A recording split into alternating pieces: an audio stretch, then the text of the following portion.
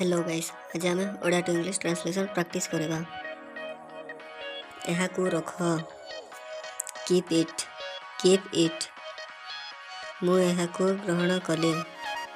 I receive it तुमर उपहार बहुत आकर्षणीय थिला। Your gift was very attractive मु तुमको मने रखिछि। आई रिमेंबर यू मोर मने पड़गला। आई रिमेंबर मोर सही दिन गुड़िक मने अच्छे। आई रिमेंबर दोज डेज आपण यह निश्चय जानी थिबे। यू मस्ट नो इट मते अपमान करो नहीं। डोंट इंसल्ट मी आमे तांको उत्साहित करबा जरूरी। वी मस्ट इंकरेज हिम मु एहा को फेराई देबे। आई विल रिटर्न इट मु तुमको निश्चय कहबी। आई मस्ट से यू तुमर चिंता करबा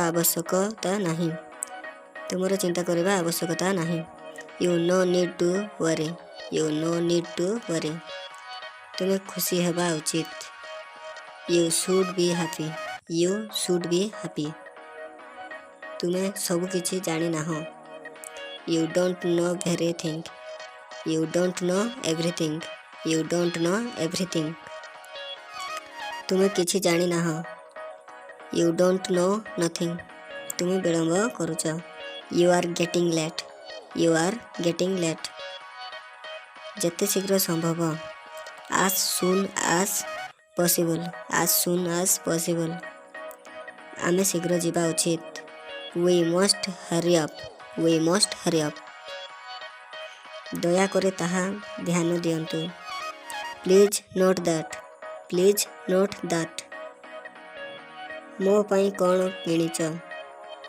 what did you buy for me तुम्हें कौन किनिल। व्हाट डिड यू बाय यह मो सहित अनेक थर घटिचे। It was happen many time with me सेमाने मते एठाकू पठाइले। दे सेंड मी हेयर तुम्हें एते जोर रे हसुच काहेकि। व्हाई डू यू लाव सो लाउडली मते परिहास करो नहीं। डोंट मोक मी मु आसीबा पर्यंत एठारे अपेक्षा करो। वेट हेयर टिल आई कम मु आज एठारे रहिबी। आई शॉल स्टे हेयर टुडे से निष्पत्ति नियंतु। लेट हिम डिसाइड तुम्हें आसिले मु कहबी। आई विल टेल यू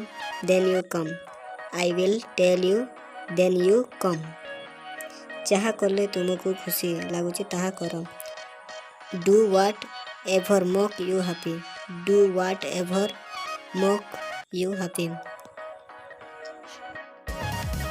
आगको यही वीडियो देखा चैनल को लाइक शेयर सब्सक्राइब कर बेल आइकन को ऑल कर दियंतु। Thanks for watching video.